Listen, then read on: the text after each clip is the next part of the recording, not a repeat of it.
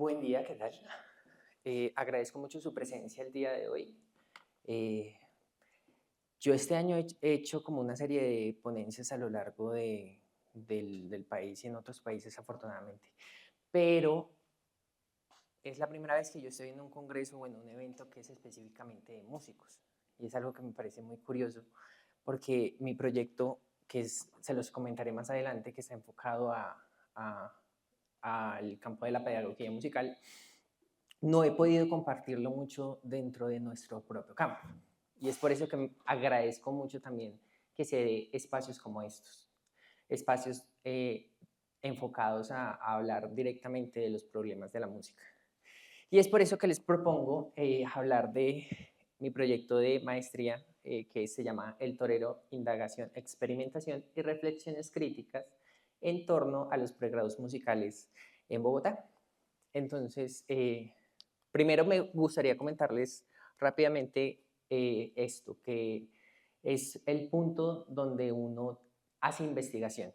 Yo soy parte de la maestría en estudios artísticos de la Universidad Distrital, estoy en tercer semestre y es importante para la maestría que el investigador tenga una voz fija, que tenga un posicionamiento político, un posicionamiento ético, un posicionamiento estético también, y desde ahí admitir este tipo de cosas para crear su proyecto de investigación. Eh, Antiguamente se tenía un poco criminalizado que los investigadores se involucraran dentro de sus investigaciones, esto desde la parte de la sociología, de la antropología.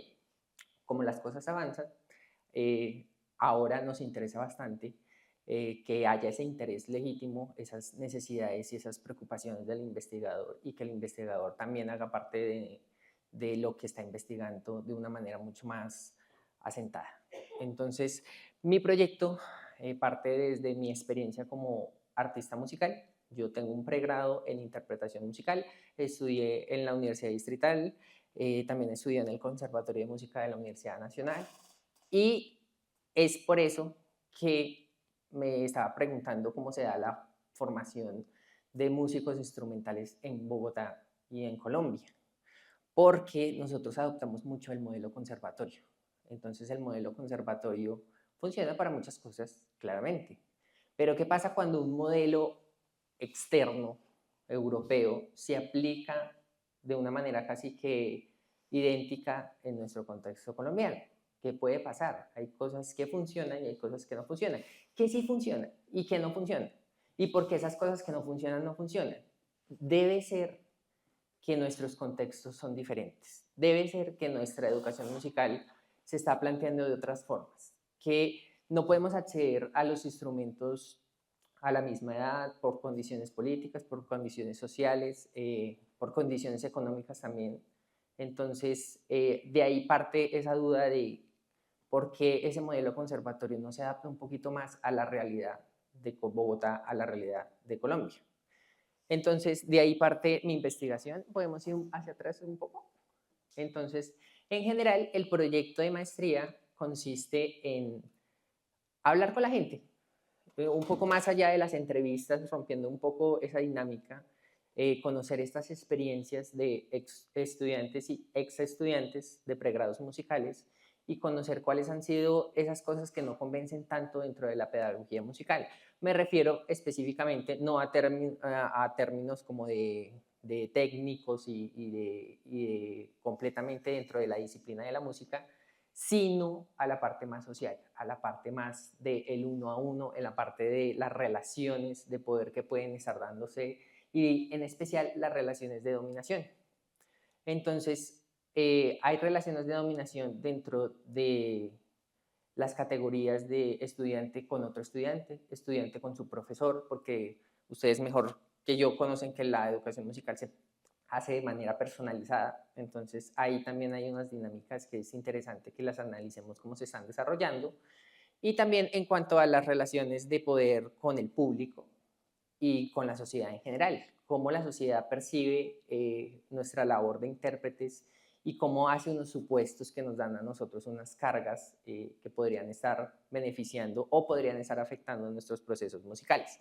Entonces, a partir de esas dudas de cómo yo me sentí oprimido, cómo me sentí violentado en algunos espacios por unas relaciones que no estaban muy claras para mí de por qué se daban, y más de por qué se daban, porque se naturalizaban. Porque no pasaba nada con que la gente fuera como agresiva y competitiva dentro de las orquestas.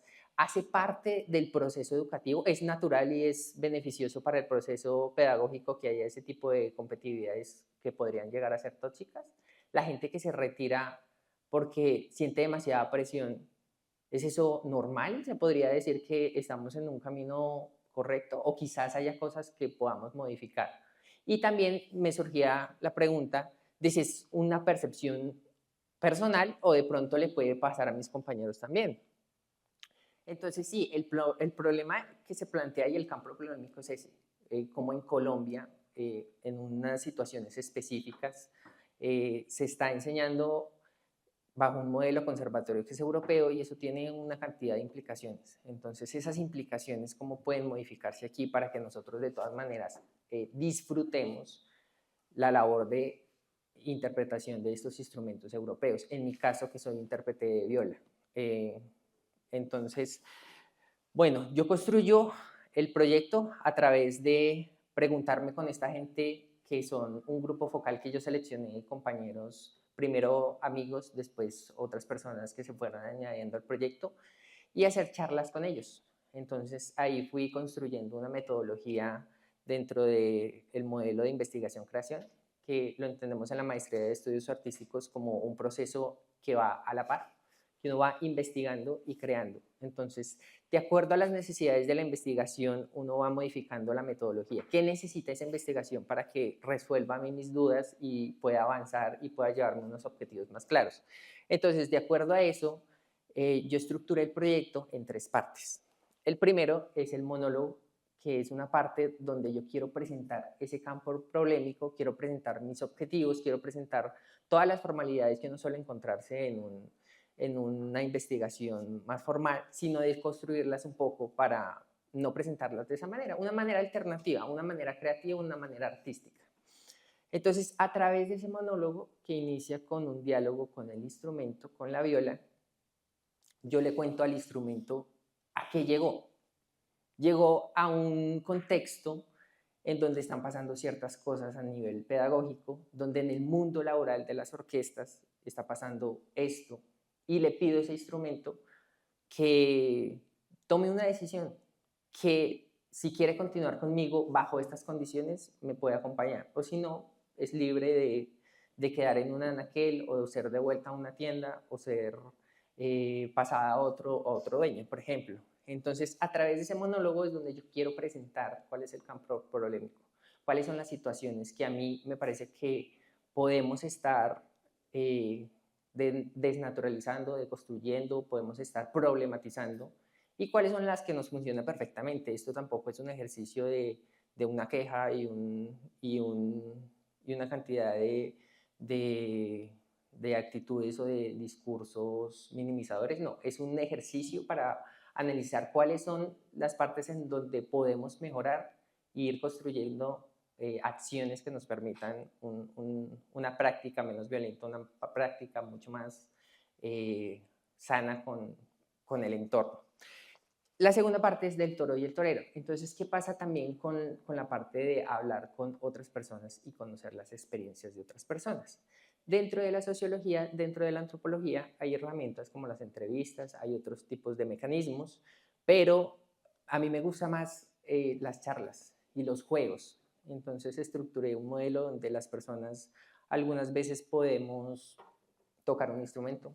Entonces hay un ejercicio que es que yo les pido a las personas que toquen su canción favorita. Y hay algo que es raro, que a veces las personas no se saben su canción favorita en el instrumento. Pero ¿por qué la gente no se sabe la canción favorita si uno toca el instrumento 4 o 5 horas al día? ¿Y por qué no hay ese espacio como de goce? Porque estamos como tan atrapados dentro de eso que olvidamos que la actividad artística también tiene que estar enfocada al disfrute, no en unos porcentajes desmedidos, sino que haya un balance dentro de todo, porque se nos está yendo un poco la mano y he encontrado situaciones donde la gente realmente desarrolla depresión, desarrolla ansiedad, desierte, no quiere saber nunca más de la música, no quiere saber de conservatorios, de maestros, de presentaciones en público, un temor al público suficiente, que la gente, pánico escénico, todo ese tipo de cosas es donde a mí me gustaría ahondar un poquito, entender un poco por qué están pasando estas cosas. Y no simplemente preguntarle a alguien en una encuesta, ¿usted se ha sentido con miedo en el escenario? Sí o no, sino ahondar un poquito más y que estas personas tengan una voz y puedan contarla a través del relato que yo llamo el toro y el torero. A través de los personajes del toro, las personas plasman las situaciones en donde se han sentido dominadas. En una analogía con esta tauromaquia que fue o es una actividad, lamentablemente es una actividad que se sigue llevando a cabo dentro del marco de lo artístico, donde se validan violencias, donde se validan situaciones de dominación, todo bajo una aura de validación estética. Entonces yo por eso hago esta analogía para desnaturalizar y de pronto llevarlo un poquito al extremo con este acto de matar a un animal en frente de un público, de compararlo donde estamos tratando a la música de esa forma, de está la naturaleza y tenemos que atacarla y tenemos que dominarla y tenemos que presentar el escenario, el cadáver pues dentro del escenario al público para que nos feliciten o sientan admiración por nosotros. Es un poco por ahí. Entonces, a través de estos personajes podemos ver esas situaciones de dominación. Ahora, yo uso el personaje del torero como esa persona que, o ese ente que hace acciones de dominador. Pero me ha estado pasando en la construcción de los relatos que se va tergiversando los roles. Yo quería primero que fuera muy definido que el toro fuera las experiencias de dominado, y el torero de dominador. Pero a veces se va entrelazando, porque las cosas no siempre son blancas o negras. Entonces es interesante también, en esa parte del toro y el torero, yo construyo ese relato con todo lo que hicimos con el grupo focal, con las entrevistas, con el juego, con la charla que tuvimos después de que la persona no supiera su canción favorita dentro del instrumento, o al contrario, si la supiera y tuviera una buena relación con su instrumento y con la música. Todas esas experiencias nutren el relato del toro y el torero. Yo hago primero como un relato combinando todas estas experiencias y después, éticamente, esa es una decisión, hablo con las personas del grupo focal y les digo, esto fue lo que escribí. Escribí de esta forma, así está la experiencia de, por ejemplo, cuando no sé, una vez tuviste pánico escénico y te tuviste que ir, o una vez el profesor tuyo te regañó de una manera tan personal y como tan dura que sentiste ciertas cosas, entonces esto se ve reflejado en el relato. Y la persona me dice, no, pues de pronto no es por este lado, yo quisiera que se interpretara de esta manera, quiero hacer este cambio, quiero introducir este poema, quiero introducir esta imagen, y vamos construyendo un relato colectivo. Esto para evitar, por ejemplo, la manipulación de la información. El ventriloquismo, que llaman en algunas teorías del campo de la sociología, del campo de la antropología. Y ya después puliendo y añadiendo los cambios que las personas que están involucradas, así es como yo intento construir un relato donde las personas tengan una representación un poco más fiel de lo que sea, de lo que hayan vivido. Y por último está la parte de la reflexión.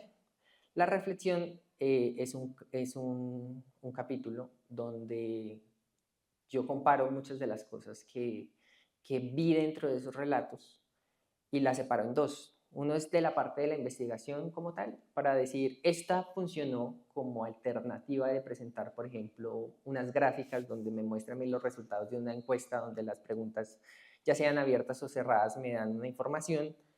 Cómo eso me da otro camino haciéndolo de la manera en la que lo hizo, que es una manera alternativa, que es una manera construida básicamente a la par que yo estoy trabajando con el grupo focal. Entonces, en esa parte de reflexión yo digo, estas cosas funcionaron y estas cosas no funcionaron. Y es importante que si queremos hacer una, una distribución de la información, una presentación de los datos de una manera alternativa, también tenga la rigurosidad que tiene, por ejemplo, presentarlas en gráficas. Entonces, de todas maneras, ambas cosas son válidas en cuanto a conocimiento, en cuanto a potencial nociológico, en cuanto a potencial de la información, del conocimiento. Entonces, para tener rigor frente a esto, es por eso que se hace la parte de las reflexiones. Ahora, en cuanto a la temática, también se hace una parte de las reflexiones, donde llegamos a la conclusión de qué cosas podemos mejorar, qué cosas nos funcionan y qué cosas no nos funcionan del modelo conservatorio. ¿Cómo podemos construir un poco estas relaciones de poder que nos están haciendo daño? Porque hay tanta competitividad dentro del mundo musical. Y hay una de las conclusiones que estoy trabajando ahorita que yo quiero compartir con ustedes porque me parece como paradójico. Y es que en el mundo orquestal todo el tiempo nos están llevando a la competencia para prepararnos para las audiciones. Entonces en las audiciones uno está solo frente a un panel de jurados y uno toca su instrumento. Y uno está compitiendo prácticamente que consigo mismo. Y todo el tiempo está teniendo esa competitividad en la cabeza. Y uno va a cine o uno está descansando y uno dice, pero estoy perdiendo el tiempo en lugar de estar estudiando, o fui a bailar y estoy perdiendo el tiempo. Y siempre es esa competencia que sigue dentro de nuestra cabeza. Pero a la hora de estar en una orquesta, esa competencia es rara que se aplique, porque yo no puedo tocar más rápido que mi compañero. Eso no me sirve para nada dentro del mundo de la orquesta, porque la dinámica y el lenguaje de la orquesta es una construcción colectiva. No pasa nada con que yo toque más rápido que mi compañero, yo tengo que tocar a la velocidad de él. No puedo tocar también más fuerte que, por ejemplo, la otra sección de chelos, porque no va dentro del discurso. La competencia dentro de eso no aplicaría muy bien. No es como en el mundo de las finanzas o en el mundo comercial, donde si yo vendo más productos y le gano a mi compañero, me dan una bonificación. Dentro de las orquestas no hay bonificación si yo toco más rápido, o si yo toco a primera vista algo completamente perfecto y a mi compañero le duró 2 minutos más, o 2 días, o 2 años más en armar esa misma parte. Entonces, por ejemplo, esa parte de reflexiones va con esas discusiones. Y por último, hay algo como también que me gustaría comentarles, y es que uno de mis referentes teóricos, que de hecho creo que es la siguiente diapositiva, los he aplicado con, por ejemplo, la oralidad de Ana María Ochoa, que ella es una musicóloga y ha trabajado mucho en Estados Unidos, tiene publicaciones más que todo en inglés, y con este tema de la oralidad, que nos da como concepto la capacidad heurística que tiene el sonido, es decir, la información que nos da los sonidos y cómo esos sonidos se construyen y construyen unos sentidos. Entonces, depende de quién lo use, depende de quién lo escuche, depende de quién lo haga, hay unos sentidos. Entonces, bajo ese concepto es que yo trabajo también muchas de las cosas que hago con el grupo focal. Cuando ellos, por ejemplo, tocan algún instrumento, y yo les presento a alguien y les digo, esta persona tiene doctorado en música, o esta persona no sabe nada de música. Eso cómo interfiere y eso cómo se ve reflejado en el sonido. Más allá de preguntarle a la persona, ¿cómo te sentiste cuando yo te pregunté eso? Que también es importante porque nos da información adicional. Pero el sonido, ¿qué información nos da de eso? Eso también nos da una información y es interesante dentro de la investigación, creación, tenerlo en cuenta. Nos da información adicional que puede ser trabajada y puede ser analizada para la parte de reflexiones, por ejemplo. Hay otra cosa adicional y es que Diego Fusaro, y me gustaría terminar con esto, que es una reflexión que me parece bien interesante, tiene un concepto que se llama, tiene un texto que se llama Odio la resiliencia. Y es que la resiliencia es un concepto que viene de la psicología, es muy usado, y es esa capacidad que tiene la gente para enfrentarse a lo que no puede controlar. Entonces, enfrentarse, por ejemplo, frente a los desastres naturales. Es importante que una persona sea resiliente para no hundirse anímicamente frente a esas situaciones, frente a la muerte, frente a las cosas que no puede controlar. Ese concepto de la resiliencia se ha ido tergiversando un poco y ha sido manipulado para que eso que no se pueda controlar se lleve al campo de lo social. Entonces, la discriminación el racismo, la ineficacia del Estado, se vinculan dentro de eso que no se puede controlar. Entonces se tergiversa el término, y ser resiliente es tener una actitud de completa sumisión frente a esas cosas que no deberían ser, frente al racismo, frente a la inacción del Estado. Y ser resiliente ahora es estar conforme con su situación. Entonces cambiamos la situación de enfrentar cosas como la muerte, enfrentar un desastre natural y bancarlo pues con otras cosas que sí se pueden cambiar. Sí se puede cambiar la discriminación, sí se puede cambiar el racismo, sí se puede cambiar las violencias dentro de la educación musical. Entonces yo, pensando en este concepto de Diego Fusaro, que es un filósofo italiano, quería introducir dentro de la parte de las reflexiones esto de la mediocridad. La mediocridad es una palabra muy fuerte, a la cual le tenemos mucho, pero también se está pasando como con la resiliencia, y es que se está llevando a un punto que no tiene control y está afectándonos bastante, porque si yo no estudio 8 horas soy mediocre, ¿y qué es peor que ser mediocre? Nada, dentro de esa lógica. Entonces es como una apuesta a tener sí frente a esta mediocridad, pero no esta mediocridad en que yo no voy a hacer nada, yo no voy a estar pendiente de mi instrumento, yo no voy a tener disciplina, sino estoy en contra de la mediocridad bajo este discurso de que la mediocridad es estudiar simplemente 5 horas. Eso es ser mediocre, bajo esa lógica. Entonces, ir en contra de esa mediocridad es otra de las partes de la reflexión que yo quiero proponer. No tenerle tanto miedo a esa palabra cuando la palabra significa algo tan extremo como estudiar 8 horas todos los días. Que hay gente que lo puede hacer, pero dentro de los contextos colombianos no es tan fácil hacerlo. Dentro de un contexto europeo donde la gente tiene muchas cosas resueltas a nivel social, económico y político, quizás sea un poco más viable. Aquí, ¿qué tan viable es? No podemos latigarnos si no es tan viable.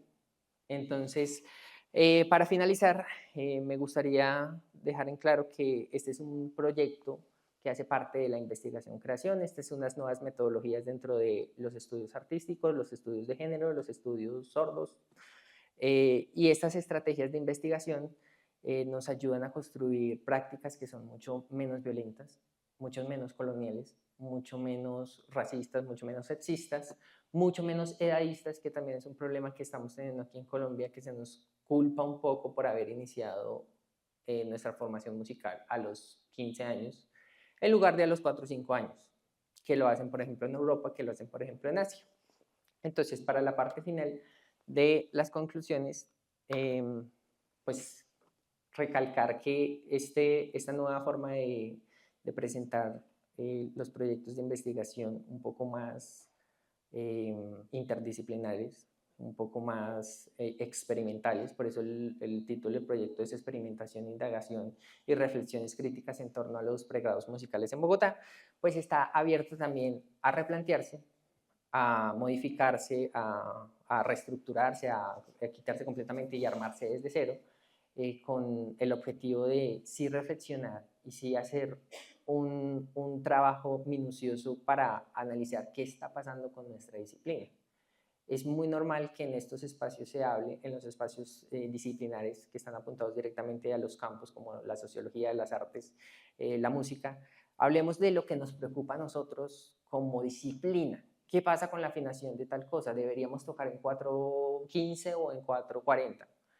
Pero también es importante que se abran espacios donde miremos qué está pasando dentro de nuestro campo, a nivel social, a nivel político, a nivel ético. Entonces, es la propuesta que les traigo para el día de hoy. También me gustaría hacer la invitación de que si alguien o conocen a alguien que haya tenido experiencias tanto positivas como negativas dentro de los pregrados musicales y quiera compartir su historia y quiera adherirse al proyecto, este proyecto también tiene créditos dentro de la parte de la creación colectiva, entonces pues está abierto. Yo pongo también acá mis redes sociales. Por si desean comunicarse, está mi correo electrónico, está redes sociales como Instagram y Facebook, que es ese el nombre de mi usuario, para seguir adhiriendo personas a este proyecto. Entonces les agradezco muchísimo por su atención y que estén muy bien.